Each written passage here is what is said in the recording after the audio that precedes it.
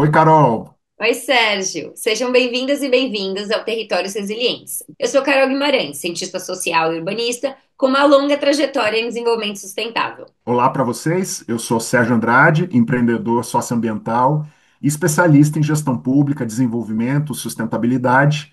Aqui a gente não promete soluções fáceis, mas sim um olhar honesto, pragmático sobre como podemos fortalecer nossos territórios para um futuro mais resiliente. Olê, olá para você que nos acompanha, nos ouve, nos escuta.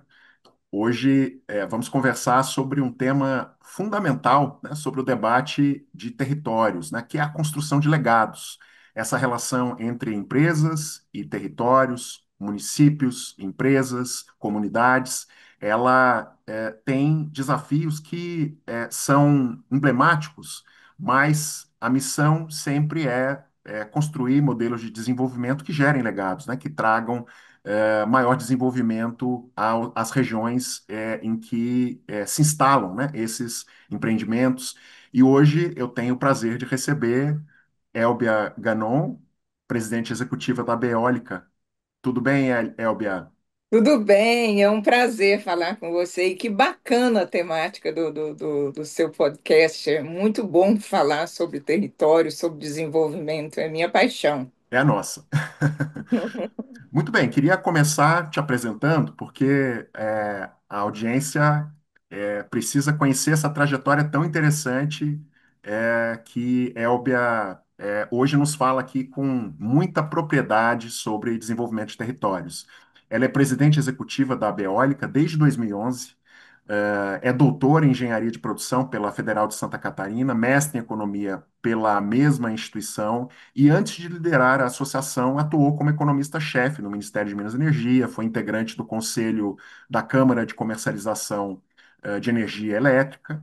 E, sob sua gestão, a energia elétrica, ou perdão, energia eólica, se consolidou como uma fonte fundamental da matriz elétrica brasileira, hoje com 16% de participação, e tem acompanhado aí um ritmo de expansão robusta. A Elbia é reconhecida internacionalmente também com prêmios como o Clean Energy Education and Empowerment, o Women of Distinction da IEA, Clean Energy Ministerial, e desde 2020 ela é vice-chair do Global Wind Energy Council e a sua liderança é expressiva, né, nessa agenda de energia limpa, inovação e, portanto, eu queria começar com uma pergunta que talvez muitos gostariam de fazer a você. Você é uma liderança no mundo da energia, e com essa energia conquistou um espaço em um ambiente tido como muito masculino, Elbia.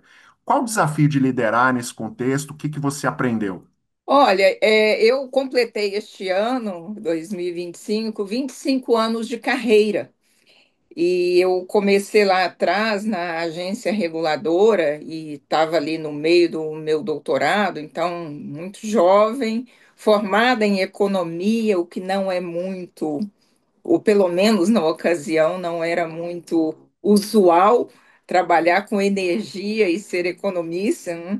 Talvez seja por isso que eu tenho escolhido fazer doutorado em engenharia de produção, só para fazer ali uma quebra, né? E no início foi bastante desafiador, né? O início de carreira ele já é desafiador, mas eu percebo que foi também difícil porque naquela ocasião nós nem falávamos a respeito de gênero. Na realidade, nós nem pensávamos a respeito de gênero. Nós não tínhamos o lugar nem de pensar, sequer o lugar de fala sobre gênero. Foi bastante desafiador, sim, um ambiente muito masculino, de pessoas mais maduras, com formação diferente. E talvez o fator de sucesso que explique melhor, e um dia desses eu estava fazendo uma reflexão num evento que eu participei sobre empoderamento feminino, é que talvez o fator de sucesso maior no meu início, ali nos 10 primeiros anos, foi o fato de eu não pensar muito que eu era uma mulher no meio de tantos homens. Eu saía fazendo as coisas e não pensava muito, porque eu acho que se eu parasse para pensar, talvez pudesse eu pudesse ter ficado inibida em algum ponto e até travado. Então, eu simplesmente saía fazendo e isso é o fator assim que explica. E no momento assim muito importante da indústria de energia, nós tivemos muitas crises e eu participei, eu estava no processo, então eu tive muitas oportunidades no meio dessas crises e também com uma boa formação, com uma boa preparação. Então foi uma quantidade enorme de fatores que permitiram que eu pudesse rapidamente ficar em posições de liderança e participar de processos muito importantes da reforma da indústria de energia. Você falou da indústria, vamos falar sobre ela, né? Bem, a energia eólica ocupa uma posição de destaque e é crescente essa participação na matriz elétrica do país. E em 2024, representou aproximadamente 16% da matriz elétrica, e segundo os números que temos aqui, e vocês informam que essa capacidade instalada de energia eólica chegou a 35 gigawatts nesse ano, né, em julho desse ano, e o Brasil ocupa hoje a sexta posição nesse ranking global de energia eólica e o terceiro país que mais instalou aerogeradores desde 2023, o que não é pouca coisa, são mais de 1.000 parques eólicos, 11 mil turbinas em operação, e tem um marco importante dessa transformação, está na região Nordeste. Então, essa fotografia aqui é importante para mergulharmos juntos aqui com você, Elbia. Qual a importância estratégica dos renováveis falando de maneira mais geral, para o setor energético brasileiro? Qual a fotografia atual, dessa realidade, as perspectivas para o setor e especialmente para a energia eólica na comparação com as outras renováveis? A questão estratégica do Brasil, ela já está associada à própria história do país, quando inseriu seu primeiro elétron no sistema. E recentemente eu fui a uma comemoração de 120 anos da Light, que foi a empresa que acendeu a primeira luz no Brasil, né? E ela acendeu a primeira luz no Brasil, no Rio de Janeiro, com uma usina hidrelétrica. Então, ali, o Brasil já colocou o seu pé em energias renováveis, quando fez a primeira hidrelétrica e fez todo esse processo de construção, nesses 120 anos, muito pautado nos seus recursos naturais para a produção de energia. E os seus recursos naturais para a produção de energia são renováveis. O Brasil é naturalmente renovável desde a primeira escolha das hidrelétricas há 120 anos. E nos anos 2000, no início dos anos 2000, quando eu comecei minha carreira, 90% da geração de energia do Brasil vinha de fontes renováveis e vinha de hidrelétricas. O que aconteceu nesses 25 anos? Houve uma diversificação da nossa matriz elétrica, mas ela continuou produzindo sempre renováveis. Hoje, a energia que está chegando aqui em casa agora, na sua casa, ela é 93% renovável. Essa diversificação ela se fez com a entrada das eólicas. As eólicas entraram no programa brasileiro em 2004 com o Proinfa, que foi um programa de incentivo que foi criado diretamente. Mas elas se tornaram realmente muito relevantes a partir de 2011. Porque os recursos hidrelétricos eles já foram se esgotando, mas esse não é o único fator. É o fato do país buscar uma diversificação. Energia e energia elétrica, você tem que ter uma matriz diversificada, principalmente quando você está usando recursos naturais e recursos renováveis, porque você depende da natureza, você depende da água, do vento, do sol. Então, nós começamos com as eólicas ali em 2006, o primeiro parque instalado foi em 2006, e a partir de 2011 o ritmo de expansão da eólica foi muito forte, porque a eólica se tornou uma fonte extremamente competitiva e abundante no Brasil.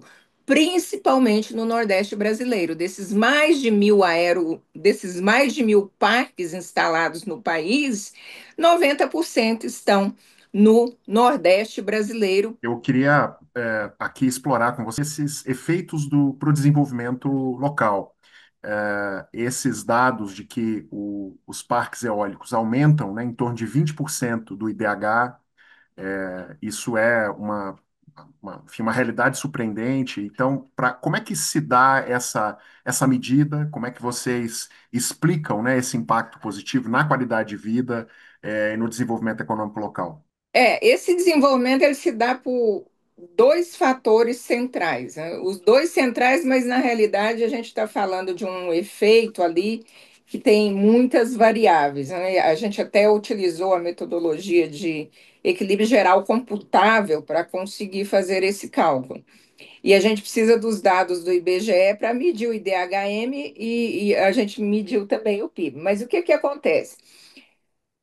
Primeiro, tem um aumento muito grande de arrecadação nas prefeituras municipais.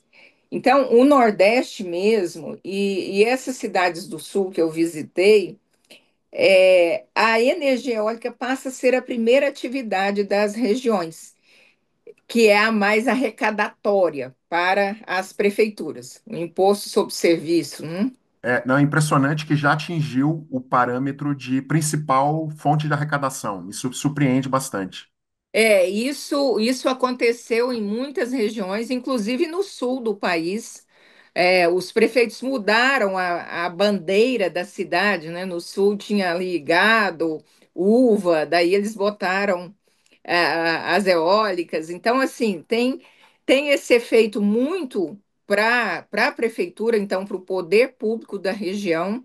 Isso já traz um desenvolvimento geral, porque aí com mais renda, esses prefeitos podem investir mais na cidade, investir em educação, investir em saúde, em saneamento. Saneamento é impressionante a mudança. E quando você vai medir o IDHM, o saneamento é um indicador, educação é indicador, saúde, acesso à água.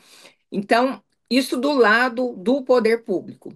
E do lado dos indivíduos, então, das famílias que são proprietárias, elas têm um aumento de renda considerável. Com esse aumento de renda considerável, elas aumentam seu consumo. Então, o que tende a acontecer nessas regiões? As lojas de construção civil ficam mais movimentadas, os postos de gasolina, porque elas têm acesso a veículos, muito assim, moto nas regiões, mas também carros. E isso traz o que nós chamamos de efeito multiplicador na economia. Então, quando você mede o PIB, da região, esse PIB cresceu, o IDHM cresceu 20, o PIB cresceu 21% nas regiões. Essa movimentação, essa circulação da economia. Você, no começo da nossa conversa, falava um pouco sobre política industrial, sobre componentes que são produzidos aqui. É, e é claro que quando você tem um empreendimento instalado, sempre há aquela preocupação: puxa, eu vou desenvolver a economia, eu vou, de alguma maneira, promover compras locais, eu vou optar por fornecedores locais. Então, como funciona essa característica de agregação de valor a cadeias produtivas locais na indústria eólica? Bom, primeiro que o seguinte, as nossas fábricas, grande parte delas se moveram para o Nordeste, por uma questão de logística. As pás são enormes, então a gente tinha a fábrica de pá em São Paulo, mas aí a gente abriu filial lá no Nordeste. Hoje as fábricas já estão lá no Nordeste. As fábricas de nacelle também, as nacelles são muito grandes, né? Que é ali a cabeça do aerogerador. Então a gente já moveu essas fábricas para lá. E isso já traz um efeito multiplicador fabril lá na região. E a gente prioriza empregar na região. Por que que a gente prioriza? Não é, porque eu quero trazer o benefício para a região. Não é só isso. É uma questão mesmo. Se você leva alguém de São Paulo para lá, você está deslocando uma família. Então a gente prioriza lá e aí a gente investe muito em programa de treinamento em educação. Então, se nós vamos operar parque no Nordeste, nós vamos treinar pessoas do Nordeste. E a gente conseguiu fazer 2020, nós fizemos um programa muito legal, que agora a gente está fazendo em várias outras regiões, que é o seguinte: 2020 a gente estava trazendo fortemente a pauta de SD e a pauta de inclusão de gênero. Então, uma de nossas empresas teve a determinação da matriz de que um parque eólico dela seria operado apenas por mulheres. E nós não tínhamos e não temos a cultura de mulheres operadoras em parque. A participação das mulheres na indústria de eólica é em torno de 25, 20, 28% na média global. Então, a gente precisa crescer essa média. E a empresa veio com essa lógica de colocar só mulheres operando. Nós fomos procurar essas mulheres no mercado, elas não existiam. Então, nós resolvemos formar essas mulheres. Então, nós criamos um curso de formação e fizemos a primeira turma de mulheres operadoras de parque. E agora a gente tem várias outras empresas fazendo também esse tipo de treinamento. Então, a gente faz muito treinamento, a gente usa o SESI, o Senai e essas instituições, universidades, porque tem nível de mestrado e doutorado, e a gente treina as pessoas da região. A agenda pública, ela coordena uma iniciativa chamada Plataforma de Transição Justa, que exatamente olha, né, para a modernização, né, de políticas de desenvolvimento econômico em territórios que têm economia baseada em fontes carbono intensivas, como realizar isso com cuidado, preservando empregos, olhando para as competitividade das empresas, capacidade fiscal dos territórios. Mas um conceito é importante, que é a pobreza energética, que você trouxe como preocupação, não deixar ninguém para trás. Normalmente nós temos uma contradição que é observada em situações de grande produção de energia, que é a existência de comunidades próximas que não têm acesso à energia, ou não têm um acesso seguro, né, à energia. Como no caso dos parques eólicos, como essas contradições são resolvidas, como vocês dialogam para promover esse acesso à energia e enfrentar esse grande desafio brasileiro que é a pobreza energética? Então, mesmo a temática de pobreza energética, e eu tenho discutido muito esse tema, atualmente eu fui nomeada enviada especial do governo brasileiro na COP30 para o tema de energia. Então, desde maio eu estou com essa missão muito importante e eu tenho viajado o mundo nas climates que aconteceram, discutindo esse conceito de transição energética. Há 2 semanas eu estava, inclusive, no Panamá no World Energy Council, discutindo a questão da pobreza energética. E olha o que que acontece. O Brasil, ele tem o maior nível, um dos maiores níveis de integração de energia do mundo, porque nós fizemos lá em 2004 um reforço de um programa que nós chamamos de universalização do serviço. Esse programa se chama Luz para Todos. Então, 99,8% da população brasileira tem acesso à energia. Esse é um fator, tá? Outro fator que é de muito interesse para nós, que eu chamo inclusive de bônus social, é o seguinte: 99% da produção e do consumo de energia no Brasil está integrado num sistema que se chama Sistema Interligado Nacional. Isso significa que, independente de onde você esteja e de onde eu estou, nós dois temos acesso a exatamente a mesma rede, exatamente a mesma energia. Isso é um desafio para o resto do mundo, porque eles dizem o seguinte: primeiro, eu tenho que dar energia para as pessoas. E segundo, eu tenho que garantir que essa energia seja limpa e renovável. No Brasil, em qualquer lugar que você acessar, você tem essa energia limpa e renovável, e 99,8% da população tem. Só tem 1% da população brasileira que não está integrada no sistema, mas isso não significa que ela não tem acesso à energia, ela tem, que é do sistema isolado, lá no norte, isolado. E por que que esse sistema é isolado? Porque é em região indígena de Amazônia que nós temos que respeitar os indígenas, os povos originários, a gente não pode fazer linha de transmissão, são questões ambientais, e aí nós temos outra forma de fornecer energia por meio de termoelétricas que, infelizmente, hoje ainda a gente queima muito fóssil para atendê-las, mas há atendimento.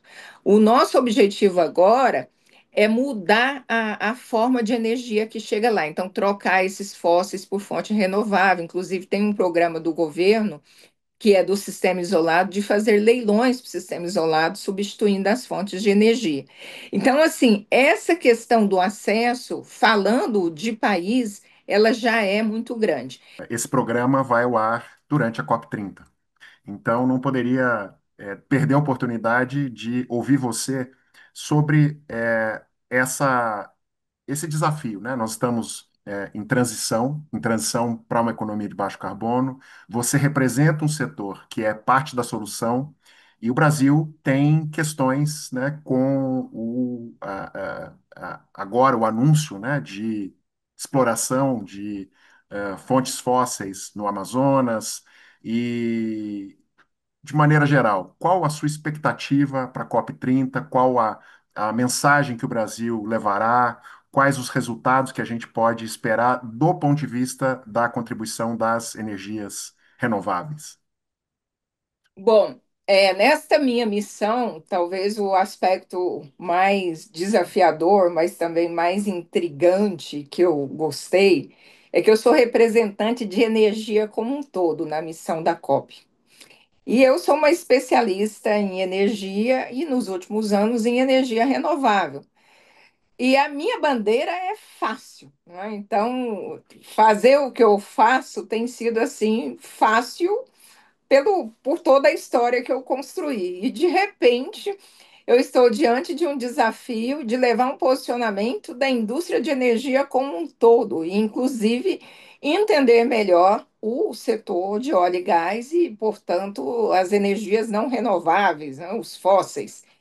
E como eu trabalho fortemente na bandeira do clima e da redução dos fósseis, imagina como que tem sido complexo para mim. Mas eu estou bastante satisfeita com o que eu tenho ouvido e talvez com o que a gente possa levar para a COP. Então, uma coisa é o posicionamento do Brasil, como que o Brasil se posiciona lá. E outra coisa é o Brasil ter a sensibilidade de ouvir o mundo, porque no que se refere à energia, o Brasil, e aí energia elétrica, o Brasil está em berço esplêndido, né? Nós estamos muito bem na foto. Eu vou lá dizer que 93% do nosso consumo de energia elétrica vem de renovável, e isso é fantástico.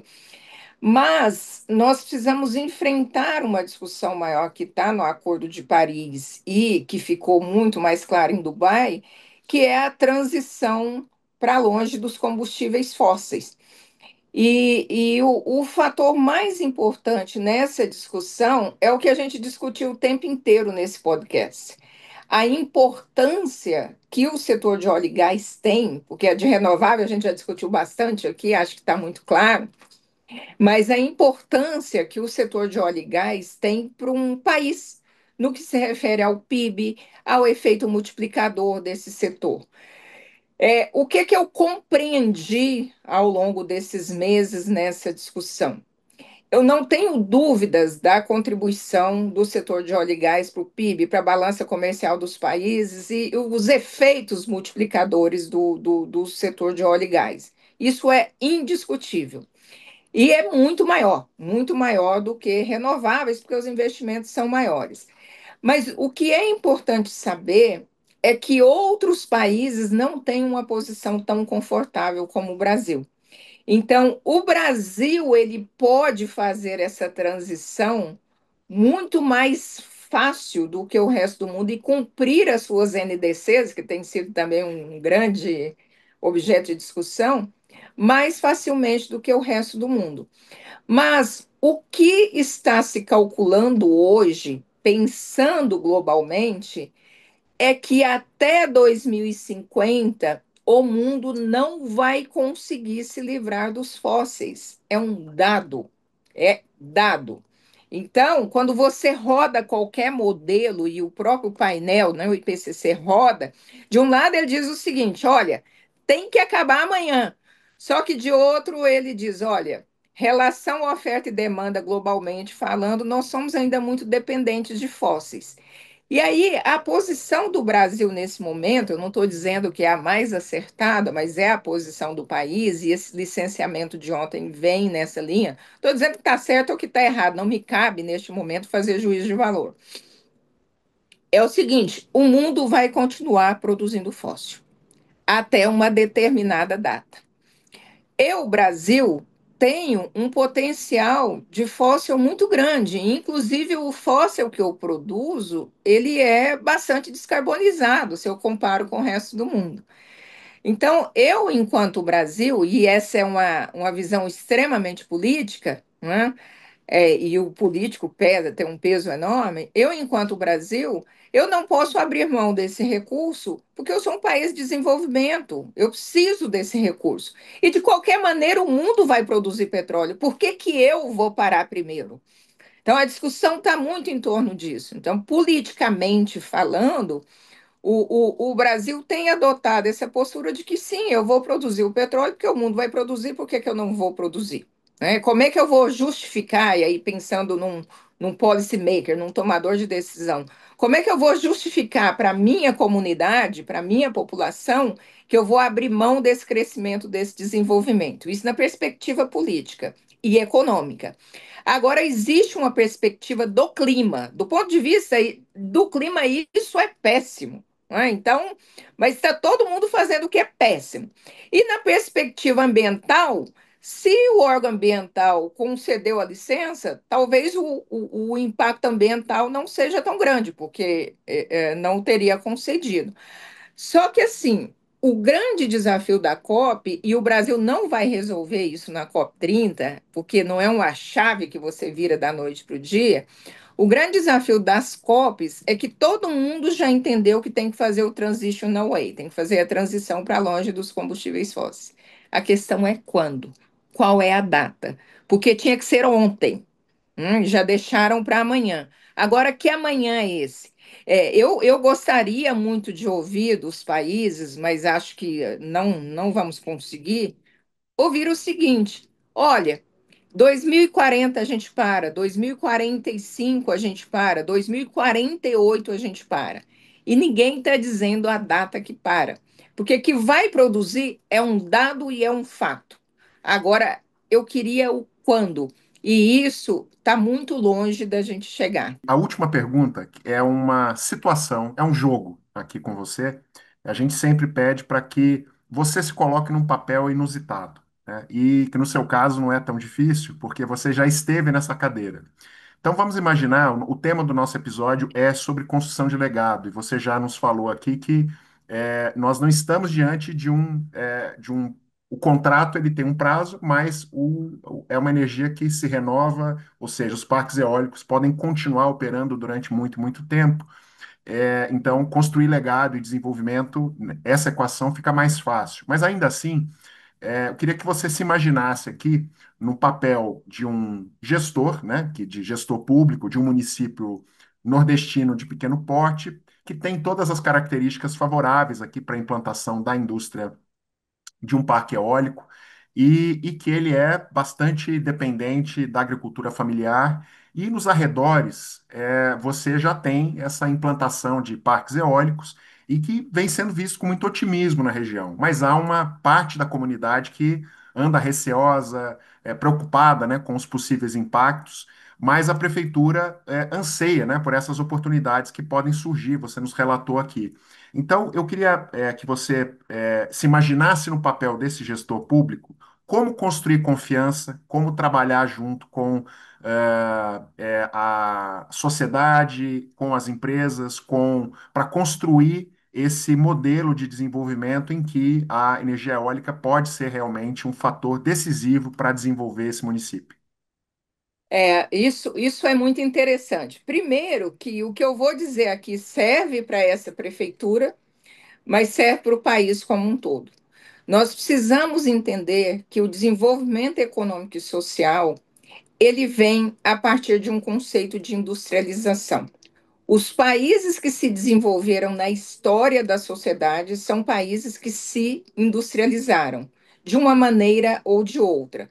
Nós estamos num modelo de sociedade que é uma nova ordem econômica global, em que a industrialização ela vai vir pelo uso de recursos naturais, seja na mineração, hum, seja na bioeconomia, seja na energia. Talvez esses sejam os três pilares de um desenvolvimento. E muito voltado para um viés de tecnologia da informação. Então, a sociedade que tiver mais tecnologia de informação, desenvolver seus recursos naturais com energia renovável, minerais e bioeconomia, será a sociedade de 2050, de 2070, que está de 2100. Então, eu faria nessas regiões um olhar voltado para a integração de uma política industrial regional. Eu, como prefeita, faria uma política regional e chamaria essas empresas para engajarem a comunidade. E a gente tem um exemplo em Serra do Mel, no Rio Grande do Norte, que é um exemplo fantástico.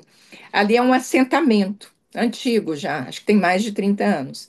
Então, quando o parque eólico chegou, ele chamou todas as pessoas da região e ouviu. O que é que vocês gostariam de fazer aqui enquanto comunidade?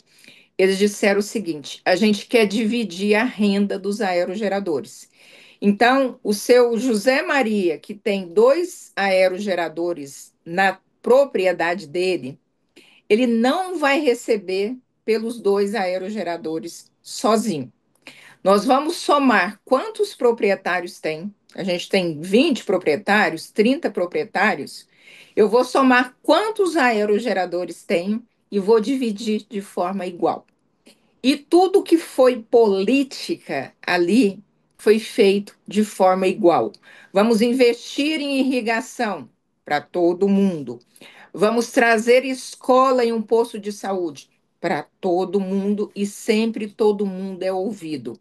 A melhor forma de você desenvolver a região é você trazer a equidade de partida. Além de trazer a equidade, você traz o engajamento.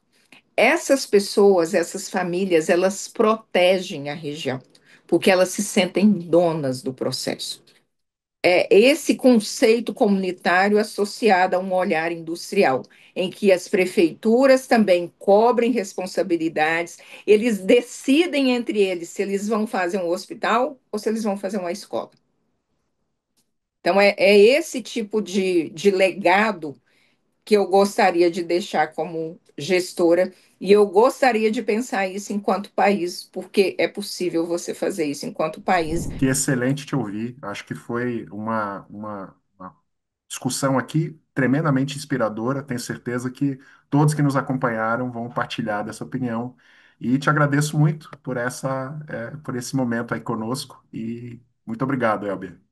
Foi um grande prazer. Obrigado a todos que estiveram com a gente. O podcast Territórios Resilientes é uma iniciativa da Agenda Pública, com a minha coordenação, roteiro de Carolina Guimarães e a produção de Ana Mendonça. A edição aqui é do Vitor Rezende, abertura e identidade visual é do Tiago Rocha. Não deixe de nos seguir.